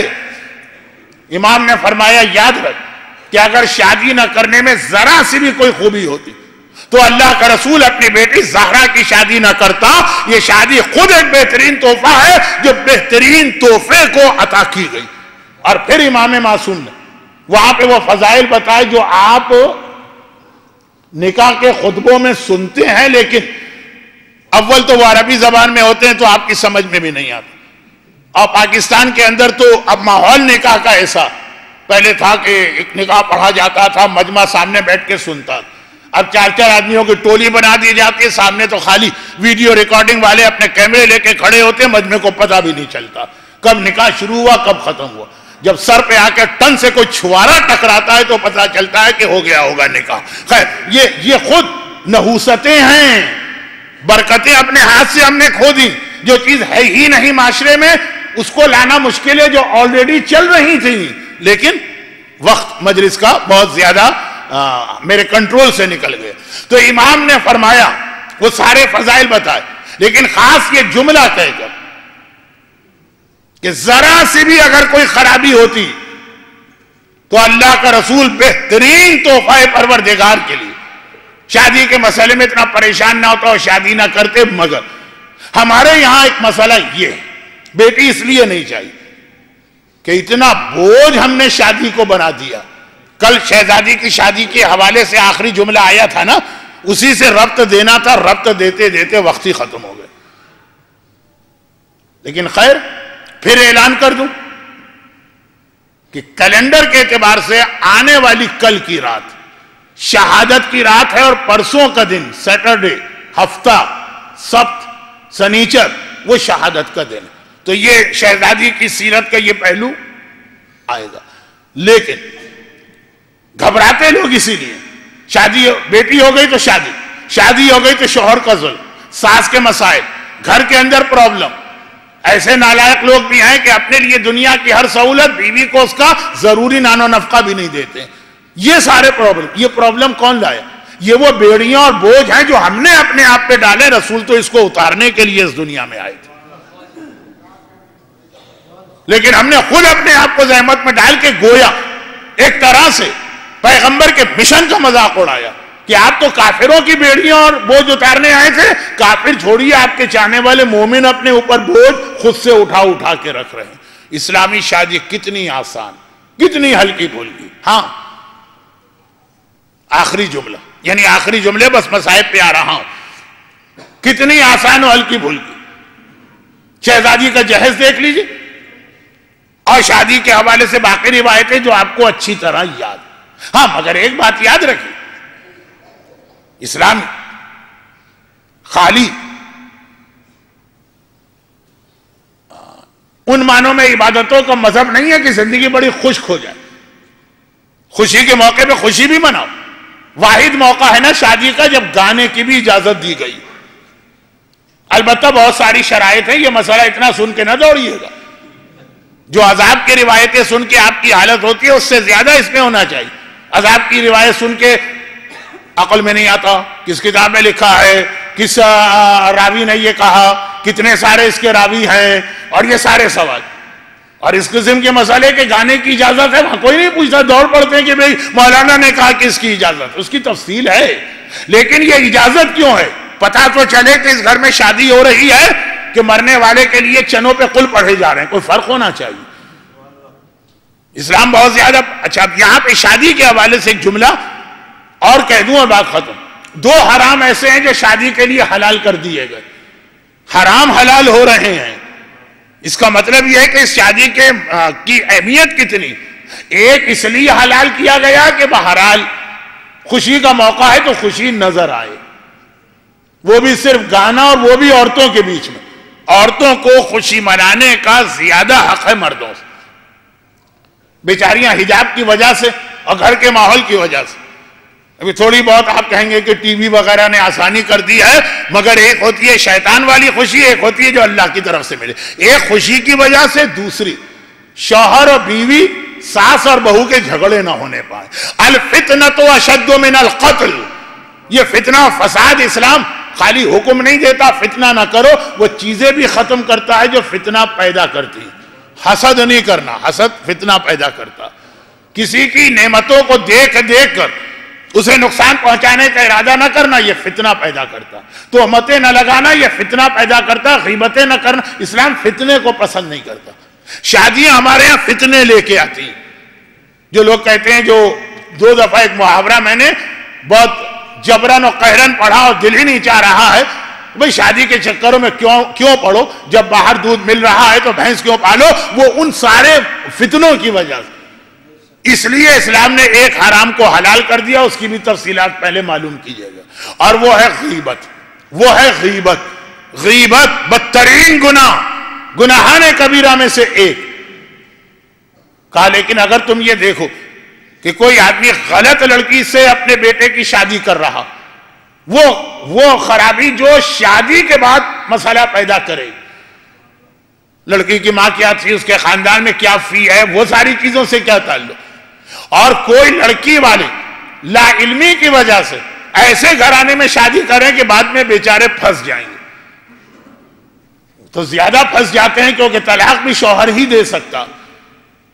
تو کہا کہ تمہاری ذمہ داری ہے کہ جا کے پارٹی کو حقیقت بتاؤ. خدا بندہ اس میں تو غیبت ہو جائے گی, کہ یہ غیبت جائز. بعد کے 50 فتنوں کو روکنے کے لیے اور بعد کے 100 جھگڑوں کو ختم کرنے کے لیے اسلام نے اجازت دی. اور اگر وہ آپ سے خود ہی پوچھ لے, یہ تو ہے آپ کو اطلاع ملی, وہ آپ سے کوئی پوچھنے نہیں آ رہا, تو آپ کو اجازت ہے کہ جائیے اور غیبت کی. اور اگر پوچھ لیا لڑکی والے نے کہ بھئی فلاں کو بیٹی دے رہے ہیں تم بتاؤ, یا تو اکثر مجتہدین کہتے ہیں غیبت واجب ہو جاتی ہے. بھئی ہم نہیں پڑھتے اس چکر میں ہم اپنی زبان پہ کوئی ایسی غلط بات کسی کے بارے میں نہیں لائیں گے. ظالم کے لیے غلط بات لانا لا يحب اللہ الجہر بالسوء الا من ظلم واجب ہو جاتا. مگر یہ مسئلہ شرعی آج نہیں بتا رہا ہوں, وہ کل آ گئے سارے مسئلے, اور ایک آدھ باقی ماندہ کل آئے گا. آخری تقریر جہاں حج کا ایک مسئلہ مجھے پورا کرنا. آج آپ نے دیکھا کہ میرے 1 ہفتے کے 7 دن کے بیان میں کتنی نامکمل باتیں آج میں نے مکمل کی. تو حج والا مسئلہ کل شہادت کی مجلس میں آئے گا, لیکن اس کے ساتھ 1-2 اور بھی مسئلے آ جائیں گے. آج مسئلے نہیں بتانا, جب وقت آئے عمل کر تو تفصیل علماء سے پوچھیے کتنی غیبت, کس انداز کی غیبت, لیکن جائز. کیوں؟ فتنے اور فساد کو بچانے کے لیے. شوہر اور بیوی کا میچ ہونا چاہیے, اور یہ ایسا میچ کہ شہزادی کونین کی قبر پہ کھڑے ہو کے میرے مولا نے ایک جملہ کہا. 2 جملے میں نے مولا کے اپنے ذہن میں رکھے تھے کہ اس عشرے میں آپ تک پہنچانا, اور یہ کہہ کے پہنچانا کہ فضائل سیدہ پہ سینکڑوں کتابیں اپنی جگہ. یہ دو جملے ان سب پہ بھاری. کیوں نہ ہو؟ کلام الامام ہے جو امام الکلام ہوتا. امام کا کلام تمام کلاموں کا امام ہوتا. دو جملے. نعم العون للعبادہ جو بیان آ چکا، اور دوسرا یہ جملہ. یہ جملہ بھی ہم نے تاریخ میں 2 مرتبہ سنا، ایک بار نہیں.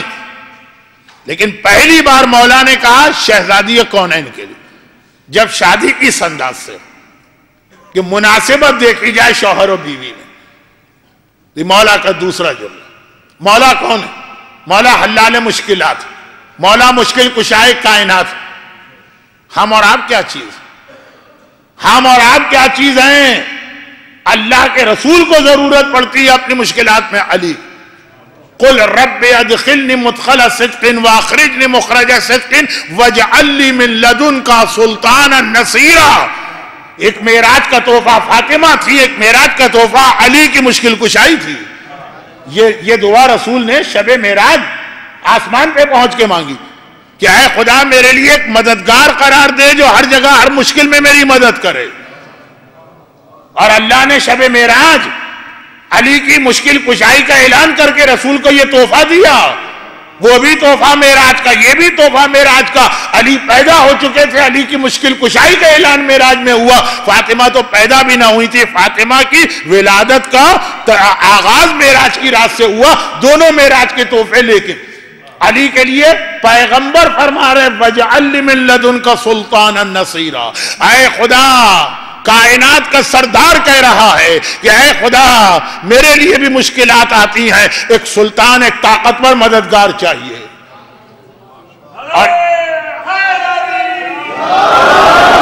جویر کے واقعے کا آخری جملہ کیا تھا؟ جویر کے واقعے کا کہ پیغمبر نے کہا جویر اگر شادی نہیں کرنا تھی تو تم نے رشتہ کیوں دیا؟ کہ یا رسول اللہ یہ نعمت دیکھ کر آنکھوں میں آنسو آتے ہیں، سجدہ شکر میں گر جاتا ہوں. تو پیغمبر نے کیا کہا؟ اللہ کی نعمت کا یہ طریقہ نہیں ہے کہ ہر وقت سجدہ شکر کرو. نعمت کا طریقہ اس نعمت کو استعمال بھی کرو. تو اب ادھر پیغمبر نے ایک سوال کر کے علی کی مشکل کشائی حاصل کی. یہ تو دعا ہوئی نا، یہ مل گئی مشکل کشائی. اب استعمال کیسے کی؟ کہ جب کبھی پریشانی ہوتی ہے رسول کی زبان پہ آتا ہے نادے علی مظہر العجائب، اے علی تم رسول کی مدد کے لیے آؤ.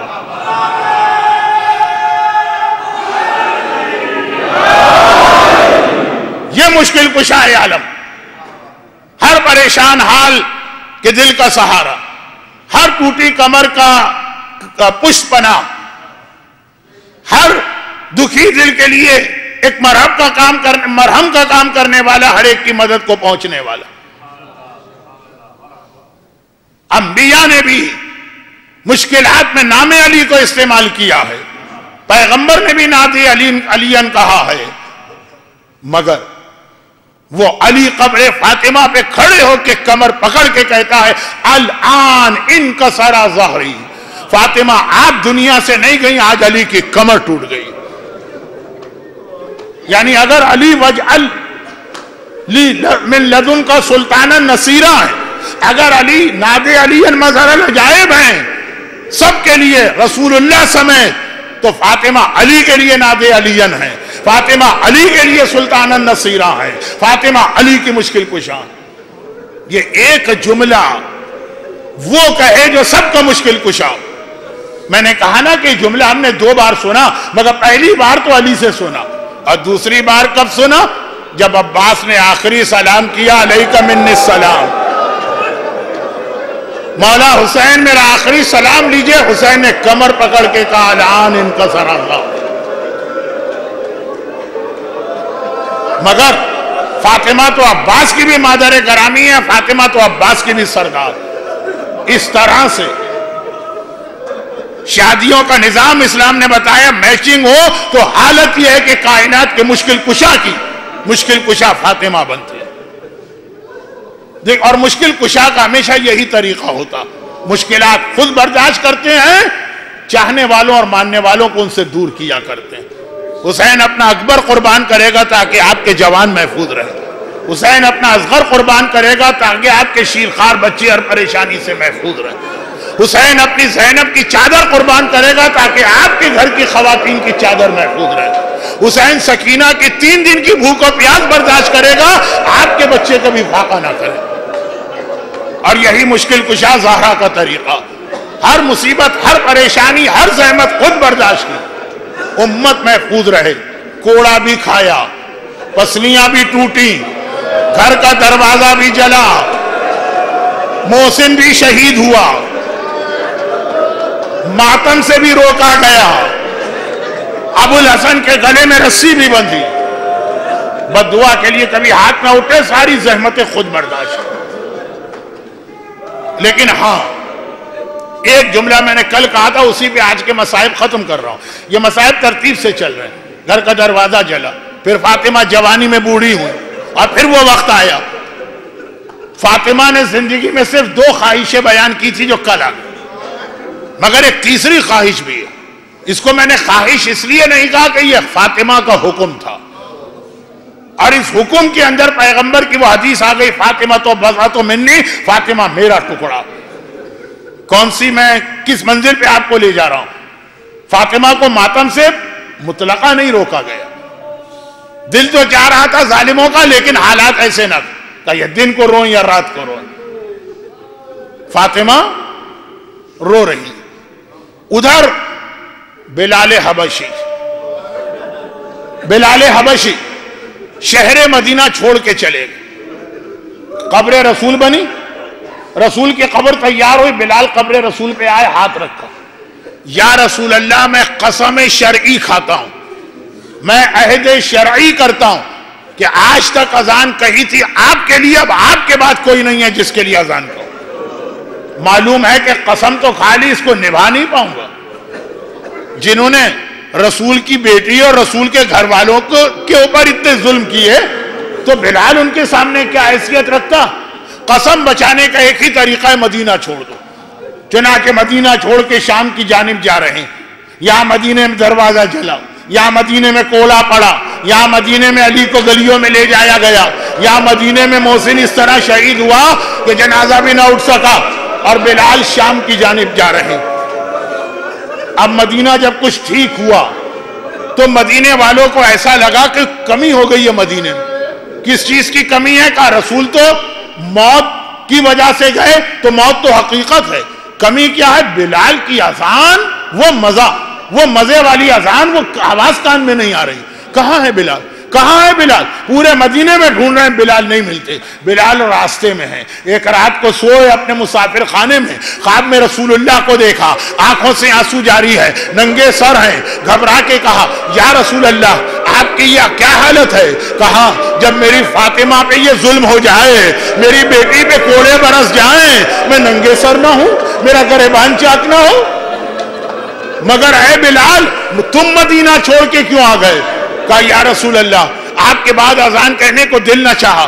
کہا، مگر یہ بھی خیال کیا میرے اہل بیت ویسے ہی تنہا ہیں، تم جیسے چاہنے والے بھی اہل بیت کو چھوڑ کے جائیں گے، ظالموں کو موقع ملے گا. آنکھ کھلی، اپنی غلطی کا احساس ہوا. اپنے ظلم سے بچنے کے لیے اہل بیت کے اطہار کا ساتھ چھوڑ دیا، گھبرا کے سواری کا رخ پھیرا. وہیں سے آواز دی، لبیک یا رسول اللہ، اے اللہ کے رسول، آپ کا غلام بلال آ رہا ہے. سواری دوڑاتے ہوئے مدینے میں داخل ہوئے. پہلے آدمی نے دیکھا، جو پہلا آدمی نظر آیا دروازہ مدینہ پر، بلال آ رہے ہیں. ارے وہ تو خوشی کے مارے چیخ اٹھے، گلیوں میں دوڑنے لگے، اے اہل مدینہ گھروں سے باہر نکلو، جا سیدنا بلال، جا سیدنا بلال، جا سیدنا بلال. آقا بلال آ گیا، سردار بلال آ گیا. سب لوگ، مرد تو مرد، عورتیں تک گھروں سے نکل آئیں، ہر ایک بلال کو سلام کرے. صرف ایک خواہش، بلال تمہاری اذان سننے کو کان ترس گئے. اذان سننا ہے، ایک بار اذان سنا دو. اور بلال ہاتھ جوڑ کے کہیں، میں قبر رسول پہ عہد شرعی کر چکا ہوں، اب تو میں اذان کہہ ہی نہیں سکتا، عہد کا ماننا واجب ہے. یہاں تک کہ بلال مسجد النبوی میں داخل ہوئے، جنت کے ٹکڑے میں پہنچے. ادھر جنت کے ٹکڑے میں پہنچے، ادھر الٹے ہاتھ پر حجرہ سیدہ کا دروازہ کھلا. ننھا حسن مسجد میں آیا، ننھا حسین مسجد میں آیا. چچا بلال ہمارا سلام لو. بلال آنکھوں میں آنسو، جھکے، ایک کندھے پہ حسن کو بٹھایا، ایک کندھے پہ حسین کو بٹھایا. بلال نے دیکھا مجمع بے چین ہو رہا.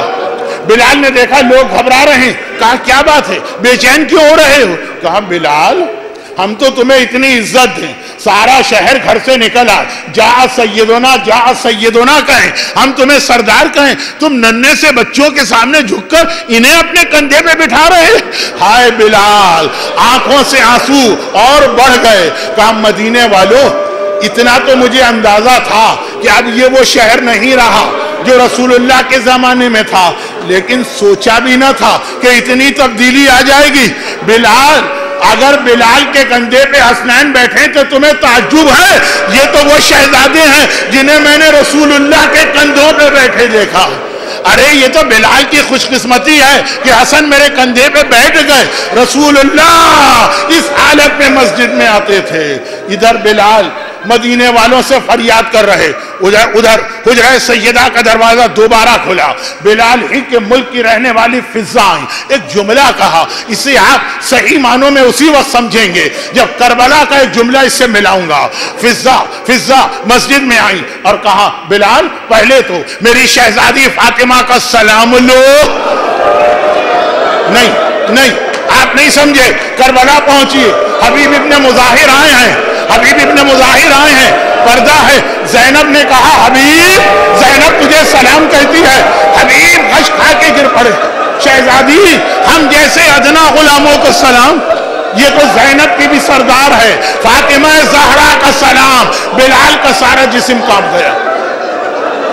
مجلس شروع ہوئی تھی سورہ اعراف کی آیت شریعت سے، ختم ہو رہی ہے شریعت پر۔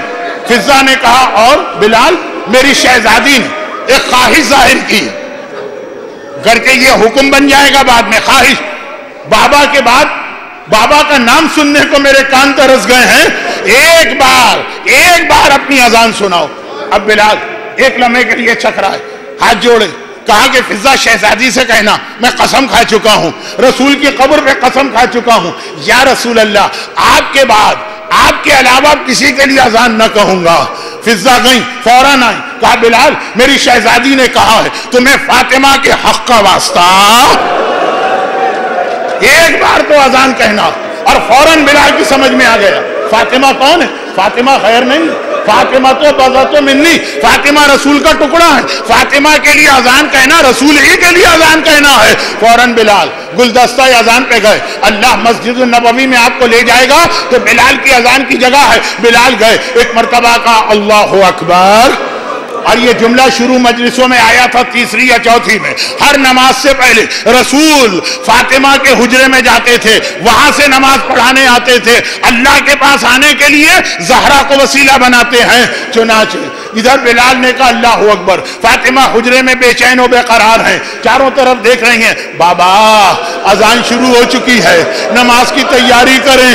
بلال نے پھر کہا اللہ اکبر، بابا ابا کندھے پہ ڈال لیجئے، امامہ سر پہ رکھ لیجئے۔ بلال نے کہا اشہد ان لا الہ الا اللہ، اشہد ان لا الہ الا اللہ۔ فاطمہ نے کہا بابا جلدی سے عصا ہاتھ میں لیجئے، موزے پہنیے، مسجد میں جانے کا وقت آیا۔ بلال نے کہا اشہد ان محمد رسول اللہ۔ ابھی ایک بار کہا ہے، دوبارہ کہنا چاہتے ہیں، حجرے کا دروازہ کھلا، فضا بے چین ہو کے باہر آئی، بلال رک جا، آگے نہ کہنا، تیری زبان سے باپ کا نام سنا، اشہد ان محمد، تیری زبان سے باپ کا نام سنا، میری شہزادی غش کھا کے بے ہوش ہو کے گر پڑی ہے، سارا جسم زرد پڑ گیا، آگے نہ کہنا، بس ہاتھ جوڑ کے آخری جملہ کہوں، شہزادی فاطمہ آپ یتیم ہوئی، صبت علیہ مصائب لا انہا، صبت علیہ میں سرنا لیالیا کی منزل پر آئی، لیکن بابا کا نام خود بھی لیا، بابا کا نام سن تو لیا، ہائے وہ آپ کی پوتی سکینہ ہے، بابا اس کا بھی مارا گیا، یتیم سکینہ بھی ہوئی، لیکن نہ باپ کا نام سن سکتی ہے، نہ باپ کا نام لے سکتی ہے۔ ادھر بابا کہا، کہیں سے کوڑے پڑے، کہیں سے تماچے لگے۔ اجرکم اللہ، پروردگارہ رسول کی اس معصومہ مستحدہ مقہورہ مظلومہ بیٹی فاطمہ زہرا کا واسطہ، فاطمہ کی اس معصومہ اور مظلومہ پوتی سکینہ کے مصائب کا واسطہ، جتنے مومنین اور مومنات آج گریہ کر رہے ہیں، ان سب کو، ان کے گھروں کو، ان کے گھر والوں کو، ان کی روزی کے ذرائع کو، ان کی اولادوں کو دنیا اور آخرت کی ہر پریشانی سے محفوظ فرما۔ خدا بندہ دنیا بھر کے صاحبان ایمان کی حفاظت فرما۔ خدا بندہ غم حسین کے سوا ہمیں مرتے دم تک کوئی غم عطا نہ فرما، لیکن غم حسین مرتے دم تک، قبر میں، قیامت میں، بلکہ جنت میں بھی یہ غم حسین ہمیں عطا فرما۔ ہمارے مرحومین کی مغفرت فرما۔ ہمارے تمام بیمار، خصوصاً برادر محترم خطیب اہل بیت شمس کنانی صاحب اور غلام عباس جمانی صاحب کے والد، یہ بہت بیمار ہیں، ان سب کو شفاء کاملہ عطا فرما۔ خدا بندہ آج کے ماحول کے اعتبار سے صاحبان ایمان روزی اور روزگار کے مسئلے میں بہت پریشان۔ حسین کے بچوں کی بھوک اور پیاس کا واسطہ، خود اختیار شدہ فاطمہ زہرا کے فاقوں کا واسطہ، فاطمہ کے چاہنے والوں اور ان کے بچیوں اور بچیوں کے لیے رزق حلال کثرت کے ساتھ عطا فرما۔ بے اولادوں کو صاحب اولاد اور صاحبان اولاد کو اولاد کے صدمے سے محفوظ فرما، اور ان مظالم کے انتقام کے لیے امام زمانہ کے ظہور میں تعجیل فرما۔ فرحت زہرا بھی بیمار ہیں، خدا بندہ ان کو بھی شفاء کاملہ عطا فرما۔ اب یہ الگ الگ پرچے آئے ہیں تو ذرا سا میں تھوڑا سا کنفیوز ہو گیا ہوں، بہتر یہ ہے کہ سارے نام ایک ساتھ آئیں۔ سورہ فاتحہ کی التماس آج شب جمعہ تمام مرحوم مومنین و مومنات، خاص طور پہ جو آج کی مجلس میں ان کے خاندان کے تمام مرحومین، مرحومہ خیر النساء یوسف مولدینہ، مرحوم یوسف علی راشد مولدینہ، مرحوم اختر علی، مرحوم سید قمر علی زیدی، مرحومہ امیر بی بی بنت داؤد جان، مرحومہ زینب بی بی، مرحومہ بی بی جان، مرحومہ شہزادی بیگم، مرحوم سید چاند، آپ کے خاندان کے تمام مرحومین، تمام شہداء دین و ملت، ان سب کے لیے ایک مرتبہ سورہ فاتحہ۔ اس کے ساتھ ساتھ یہ دعا بھی کہ برادر محترم مظفر بھائی بھی بیمار ہیں، خدا ان کو شفا دے۔